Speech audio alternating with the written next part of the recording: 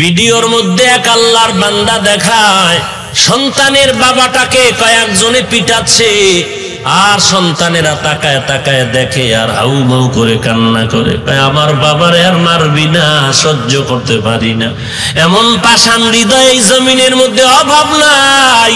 ও আল্লাহর বান্দা, একটা কুকুরকে পিটান দিলে, বেত্রাঘাত করলে কষ্ট পায়, অথচ আশরাফুল মাখলুকত মানুষের মারলে মানুষ ব্যথা পায় না। মানুষকে হত্যা করে নিজের কাছে ভয় লাগে না। ওই যুবক তওবার দরজা খুঁজে কোথায় গেলে ভালো হওয়া যায়। এবার হাঁটতে হাঁটতে হাঁটতে হাঁটতে একজন আল্লাহর বান্দার কাছে চলে গেলেন। হাদিস শরীফের, মুসলিম শরীফের ঘটনা। বান্দা যখন আল্লাহওয়ালা খুঁজতে গেলেন, একজন সাধারণ একজন ব্যক্তির কাছে, মোটামুটি দিনের উপরে চলে, তার কাছে গেলেন। গিয়া বললেন, ভাইজান আমি তো এইরকম পাপাচার করেছি। বলে কি? বলে অনেক অনেক অন্যায় করেছি, এর মধ্যে মানুষ হত্যা করেছি অনেক। বলে কি পরিমাণ করেছো? বলে অগণিত মানুষকে হত্যা করেছি, শতের কাছাকাছি। তাই নাকি? বলে হ্যাঁ। এখন আমার তওবার উপায় কি? বলে তোর তওবা, তুই শতের কাছাকাছি মানুষের জবাই করছো, তুই আবার তওবার দরজা খুঁজো? তোর কপাল পোড়া, তোর লজ্জা নাই, তোর তওবার দরজা খোলা নাই।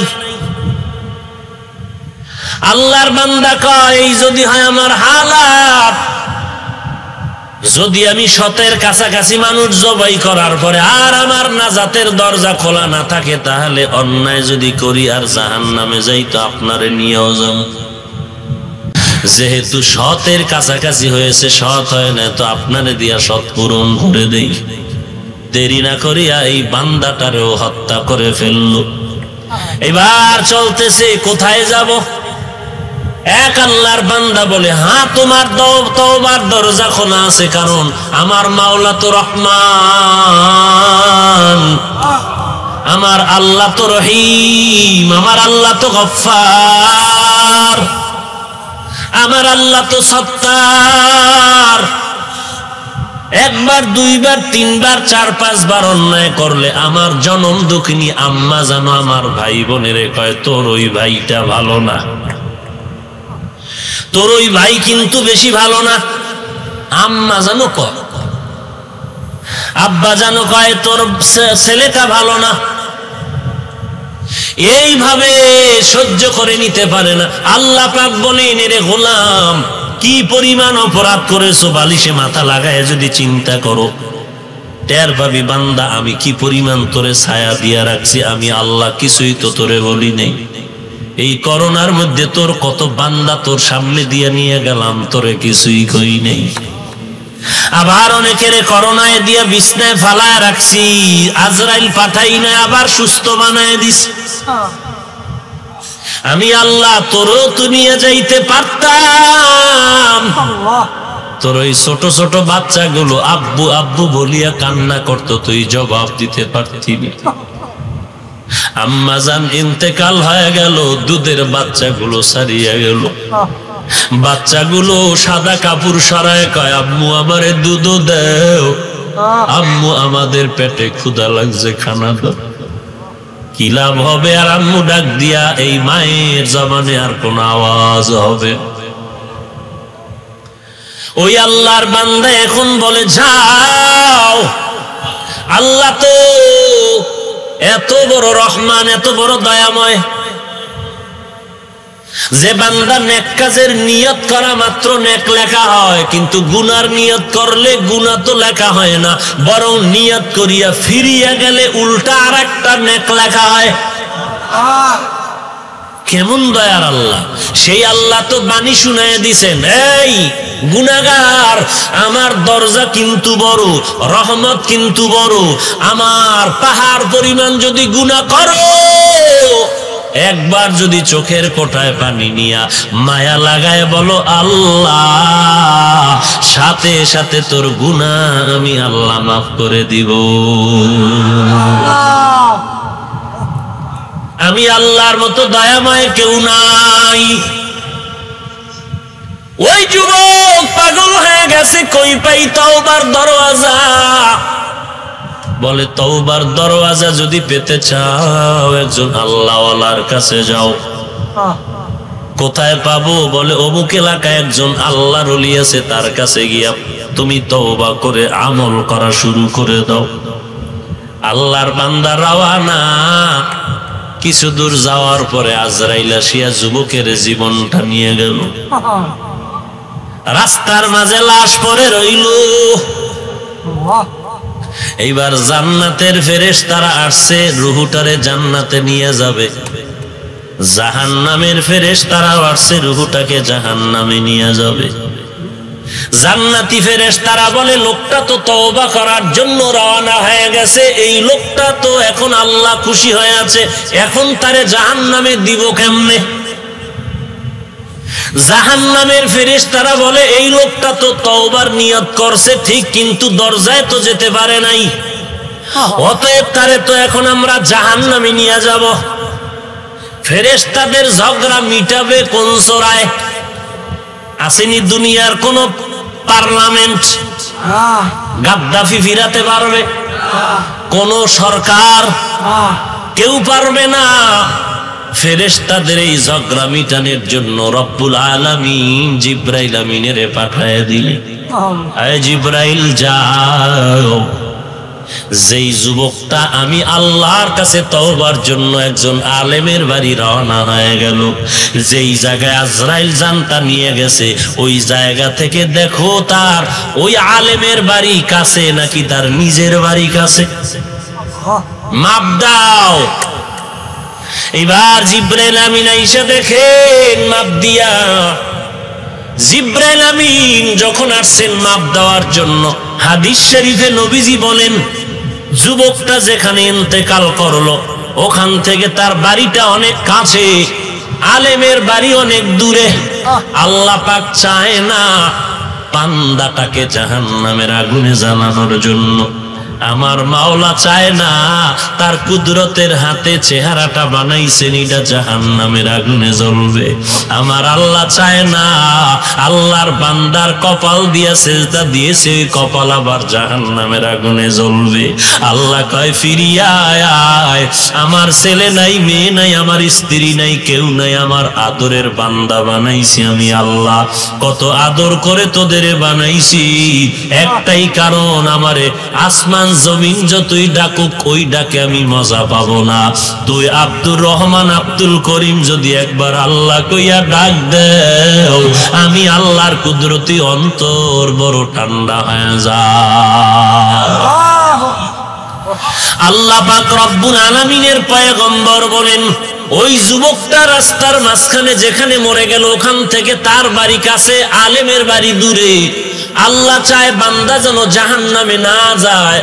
আল্লাহ পাক কুদরতি ভাবে নিজের বাড়ির জায়গাটা দূরত্ব করিয়া আলেমের বাড়িটা কাছে করিয়া দিলেন, আর বললেন জিবরাইল জায়গাটা মাপ দিয়া যদি দেখো আলেমের বাড়ি কাছে, তাড়াতাড়ি জান্নাতে পাঠায়া দাও, আর নিজের বাড়ি যদি কাছে হয় তাড়াতাড়ি জাহান্নামে পাঠায়া দাও।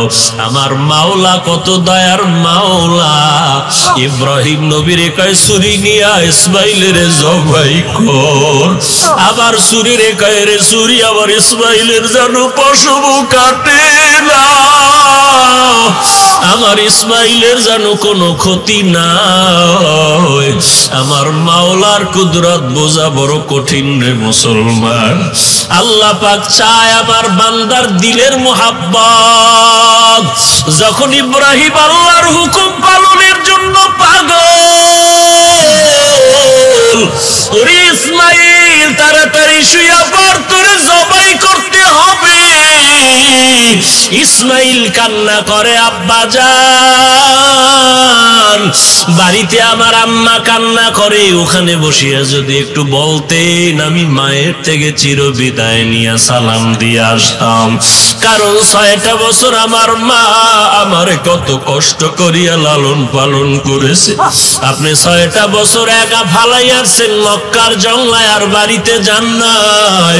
এরে চট্টগ্রামের মুসলমান মানুষ, টাকা টাকা পয়সা কামাই করার তাগিদে পেটের ধান্দায় মা বাবা সাইরা, স্ত্রী সন্তান সাইরা চট্টগ্রামে এসে পইরা রইছো। ওই সন্তানের কি মনে চায় না যে বাবার চেহারাটা তাকায় দেখবে? এরে আল্লাহর বান্দা, ওই মা সন্তান নিয়ে কান্না করে, চেহারা দেখতে পারে না। এরে যুবক, এইবার ইব্রাহিম নবী তাকায় দেখে সন্তানের কান্নার আওয়াজ।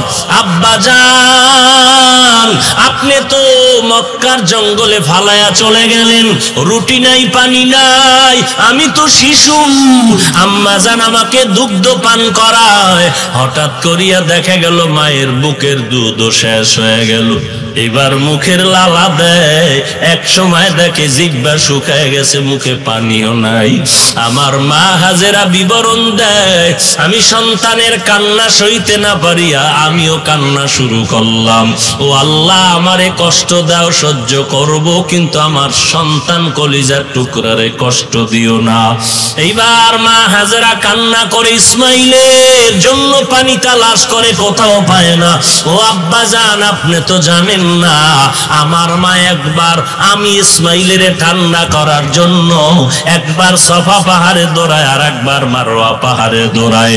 আল্লাহর কাছে এই মায়ের দৌড়টা এত মায়া লাগছে, হাজিদেরকে আইন করেছে, হাজিরা আমার হাজেরা যেই জায়গায় দৌড় দিছে ওই জায়গায় যদি তোমরা দৌড় না দাও, আমি আল্লাহ কোন হাজির হজ কবুল করব না।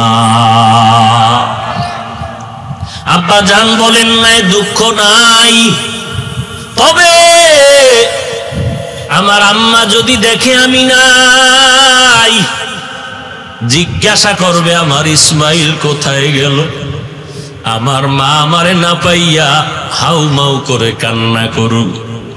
আমার মায়ের কান্না দেখলে আমি রাগ করিয়া আমার আম্মাকে কিছু বলবেন না। আমার আম্মারে আমার সালাম দিবেন আর সান্ত্বনা দিবেন। হাসরের ময়দান ইসমাইলের সাথে আম্মা জানের মোলাকাত হয়ে যাবে। আমার আম্মা জানের সালাম দেন আব্বা, আর তাড়াতাড়ি আমারে বাদিয়া শোয়াইয়া জবাই করেন, আমার হাতে পায়ে রশি লাগাইয়া বাঁধেন তাড়াতাড়ি, কারণ জবাই করার সময় যদি আমার হাতে পায়ের নাড়াচাড়া আপনার শরীরে লাগে বেয়াদবি হবে, আল্লাহ বেজার হয়ে যাবে। আপনি রুমাল দিয়ে আপনার চোখ দুটো বাঁধেন, কারণ জবাই করার সময় যদি আপনার নজরটা আমার দিকে পড়িয়া মায়া লাগে, জবাই করতে পারবেন না। আল্লাহ কয়, ও ইব্রাহিম, ইসমাইলের জবাই কর। আবার শরীরে কয়, খবরদার আমার ইসমাইলের যেন কোনো ক্ষতি না হয়। মেরে নবীর আশিক জিব্রাইলের কয়, রাস্তা মাপ দেও, আলেমের বাড়ির জায়গা কাছে হলে জান্নাতে যাবে। আবার জমিনের কয়, জমিন যদি আলেমের বাড়ির থেকে দূরে থাকো, তাড়াতাড়ি কাছে হইয়া যা। আল্লাহ আল্লাহ ক্যা মুবারক নাম হ্যায়, আল্লাহ আল্লাহ আশিকু কা কাম হ্যায়, আল্লাহ আল্লাহ ইচে শিরি নিস্ত নাম, শিরে সাকার মি কুনদ জানম তামাম। এই আল্লাহর বান্দা চেষ্টা করলো, আল্লাহর ওলির দরবারে রওনা হলো, আলেমের বাড়ি রওনা হলো, নিজের নিয়তটা পাল্টাইয়া যখন চেষ্টা করলো, আল্লাহ পাক রাস্তা খুলে দিল। আল্লাহ বলে, তুই 1 বিঘা আগা, আমি তোরে 1 হাত আগায় নিব। তুই বান্দা 1 হাত যদি আগাও, আমি 2 হাত আগায় দিব। বান্দা তুই যদি হেঁটে হেঁটে আগাও, আমি আল্লাহ তোকে দ্রুত গতিতে আগায় দিব। কারণ আমি চাই না তুই জাহান্নামের আগুনে জ্বলবি, কারণ তুই কি পরিমাণ দুর্বল আমি আল্লাহ পাক ভালো জানি। তুই তো জাহান্নামে জ্বলতে পারবি না, কারণ সূর্যের গরম তুই সহ্য করতে পারো না, তোর মাথাটা গরম হয়ে যায়। এই জমিন থেকে 9,30,00,000 মাইল উপরে সূর্য, এই একটা মুখের গরম তুই সহ্য করতে পারো না। আর এই সূর্যের গরমটা বড় মারাত্মক। 70,000 ফেরেশতারা ঠান্ডা পানি দেয়, এরপর গরমে ঘাম আর ঘাম। এরে বান্দা, কিয়ামতের ময়দানে এই সূর্যটা যখন মাথার উপরে নেমে আসবে, সূর্যের তাপ যখন ছেড়ে দেওয়া হবে, এরে বান্দা তুই তো সূর্যের গরম সহ্য করতে পারবি না। আমি আল্লাহ চাই না তুই সূর্যের গরমে কষ্ট পা, আমি আল্লাহ চাই তাড়াতাড়ি তুই তওবা কর। বারবার বলি তওবা কর। এরে বান্দা, আমি একটা রাতও তো বন্ধ রাখি না, তুই ঘুমায় গেছো, আমি আল্লাহ প্রত্যেক দিন রাত বেলা ভোর রাত্রে আইসা প্রথম আসমানে তোরে ডাকতে থাকি। এরে বান্দা, তুই আর কত ঘুমাবি? একটু এটা আল্লাহর সাথে কথা বলে চোখের পানি ছেড়ে তওবা কর। আমি আল্লাহ তোর গুনাহ মাফের জন্য প্রথম আসমানে হাজির হয়ে গেলাম। এরে বান্দা, তুই আল্লাহকে আল্লাহ বলিয়া ডাক দে। আসলেই তো যারা আল্লাহকে পাইতে চায়, এদের চেষ্টা আল্লাহকে ডাক দেওয়া, জবাব দিবেন আমার আল্লাহ। খাঁটি আল্লাহওয়ালার ঘরের বাহির থেকে তুমি কানটা লাগায় দেখো, ভোর রাতে আল্লাহওয়ালার ঘরে দেখবা গুনগুন গুনগুন কান্নার আওয়াজ শোনা যায়। ওই ভোর রাত্রে ঘুমায় না, আল্লাহর কাছে কান্না করে। এরে নবীর আশিক, চেষ্টা করো, চেষ্টা করো, চেষ্টা করো, চেষ্টা। তোমার চূড়ান্ত চোখের পানি আর কান্না আর তওবা।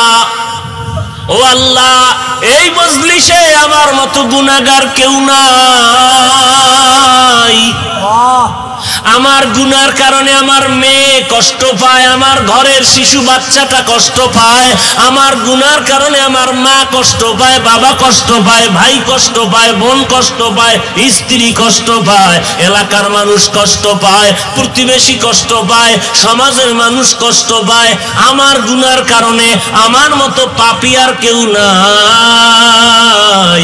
ও আল্লাহ, এই পাপের খবর এলাকার মানুষ যদি জানতো, এলাকার থেকে তারাই দিত। ও আল্লাহ, তুমি তো কোনোদিন তারাইয়া দাও নাই। ও আল্লাহ, তুমি কত যে দয়াময়, তুমি তো রাগ করে পানিও বন্ধ করো নাই, বাতাস বন্ধ করো নাই, সূর্যের আলো বন্ধ করো নাই, বরং আল্লাহ ডাকে, এরে বান্দা, পাহাড় পরিমাণ যদি গুনাহ করো, আমি আল্লাহর কাছে তওবা কর, আমি আল্লাহ তোরে মাফ করে দিব। তারপরও চাই বান্দা, তুই কবরে গুনাহ নিয়ে হাজির হইস না, কারণ ওই কবর যে কত ভয়ঙ্কর। একটা বেতের বাড়ি হাতে দিলে সহ্য করতে পারি না, একটা চিমটি দিলে সহ্য করতে পারি না। এরে বান্দা, গুনাহ নিয়ে কবরে গেলে মাটির চাপ কিভাবে সহ্য করবি রে গোলাম? কারণ এক জাররা পরিমাণ গুনাহ নিয়ে যদি কবরে যাও, ওই অন্ধকার কবর হবে কারো জন্য জান্নাতের বাগান, আর কারো জন্য হবে জাহান্নামের টুকরা। ওরে গুনাহ নিয়ে যদি যারা কবরে যাবে, তওবা না করে কবরে যাবে, আল্লাহ বলেন ওই কবরটা হবে বড় ভয়ঙ্কর। ও নবী, গুনাহগার উম্মতের জানায় দেন, যারা তওবা না করিয়া কবরে শুইয়া পড়বে, ফেরেশতারা তাদেরকে প্রশ্ন করার জন্য আসবে। তিনটা প্রশ্ন করবে, রবের পরিচয় দাও, ধর্মের পরিচয় দাও, রাহমাতুল লিল আলামিনের পরিচয় দাও। যারা আল্লাহর গোলাম, ইসলাম পালন করেছে, নবীর আশিক, তারা জবাব দিয়া বলবে, আমার রব, আমার আল্লাহ, আমার দিন ইসলাম, আমার নবী হলো মুহাম্মদ, আখিরি জমানার পয়গম্বর। আর যারা দুনিয়াতে আল্লাহ মানে না, নবী মানে না, ইসলাম মানে না, ওরা কবরে জবাবে বলবে, লা আদ্রি, আমি কিছুই জানি না, কিছুই জানি না। আল্লাহ বলবে, ফেরেশতারা, আর দেরি করা যাবে না, এই বান্দারে তো আমি আল্লাহ কম নিয়ামত দান করি নাই। মায়ের গর্ভের ভিতরে আমি আল্লাহ পাক নিয়ামত দেওয়া শুরু করলাম, দুনিয়াতে আসার পরে কি খাবে আমি আল্লাহ দুধের ব্যবস্থা করলাম, আমি আল্লাহ হাঁটার ব্যবস্থা করে দিলাম, আমি ফল ফ্রুটের ব্যবস্থা করে দিলাম। আমার বান্দা খাওয়ার পর আলেম ওলামাদের পায়ে ধরে ধরে দাওয়াত দিছে, নামাজে আসো। এই বান্দাগুলো নামাজে যায় না, কোরআন পড়ে নাই, তওবা করে নাই। আজকে সুযোগ দেওয়া যাবে না। আজ আমার ফাইনাল, ওর জিন্দেগির মজাটা ভালো করে বুঝায় দাও। আল্লাহ অর্ডার করবে, এরে ফেরেশতারা, কবরের মধ্যে জাহান্নামের বিছানাটা বিছায়া দাও, জাহান্নামের সাথে একটা দরজা খুলে দাও। এরপরে কবরকে আল্লাহ বলবে, এরে কবরের মাটি, দুই পার্শ্ব থেকে চাপ দাও। নবী বলেন চাপের কারণে পাজরের হাড়গুলো চুরমার হয়ে যাবে। একটা নয়, দুইটা নয়, 70 থেকে 99টা সাপ কবরে আসবে। আল্লাহ পাক বলেন বান্দা চোখের পানি ছেড়ে তওবা করো, কান্না করো। দুনিয়াতে শয়তানের ধোকায় দিল শক্ত, চোখে পানি নাই, কান্না ছাড়া জাহান্নামের আগুন ঠান্ডা করা যাবে না। ও দয়ার মালিক, কান্নাওয়ালা চক্ষু দান করে দাও, যেই চোখের পানির দ্বারা আমার জাহান্নামের আগুনটা ঠান্ডা হয়ে যাবে। ও বান্দা, যদি চোখে পানি না আসে, ডানে বামে দেখো কান্নাওয়ালা কোন আশেকের চোখে পানি, ওই কান্নাওয়ালার কাছে হাতটা বাড়াইয়া দোয়া নাও, কারণ কান্নাওয়ালার দোয়া আল্লাহ পাক খালি হাতে কাউকে ফেরত দেয় না। এখানে এমন আল্লাহর বান্দা আছেন অনেকের মা নাই, বাবা নাই, ওই অন্ধকার কবর থেকে মা বাবায় দোয়ার অপেক্ষা আছে। ওরে সন্তান, যেই মা রাতের বেলা মোবাইলে খবর নিত বাবা খানা কখন খেয়েছো, শরীরের হালাতটা কেমন, যেই বাবা মোবাইলে সন্তানের খবর না নিয়ে ঘুমাইতেন না, সারা রাত অপেক্ষায় থাকতেন আমার সন্তান কখন মোবাইল করবে, কখন সন্তানের খবরটা নিতে পারবো। আজকে ওই মা বাবাকে যারা নিজের হাতে মাটি দিয়ে কবরে রেখে আজকে এতিমের মতো এখানে বসে আছো রে বাবা, ওই মায়ের জন্য এক ফোঁটা চোখের পানি ছেড়ে দোয়া করো। ওই মা ওই বাবা কবরে এতিমের মতো তাকায় আছে। যেই সময় আমরা মায়ের কোলে এতিমের মতো পড়েছিলাম, আমাদের খানার দরকার বলতে পারি নাই মা খানা দাও, আমাদের পানির দরকার শিশুবেলা বলতে পারি নাই মা পানি দাও। আম্মা জান শুধু আমার কান্না দেখি আমার সব আশা পূরণ করেছে। আজকে সেই মা বাবা যার নাই, এতিম হইয়া এখানে হাজির হয়েছ রে মুমিন, চোখের পানি ছেড়ে আমার মাওলার দরবারে দোয়া করো আর কান্না করো। আমার মায়ার নবীও বড় এতিম, মা বাবাকে হারাইয়া মার কাছে গিয়া কান্না করে, মা আমার বাবারে তো আমি দেখতে পারলাম না, বাবার আদর পাইলাম না।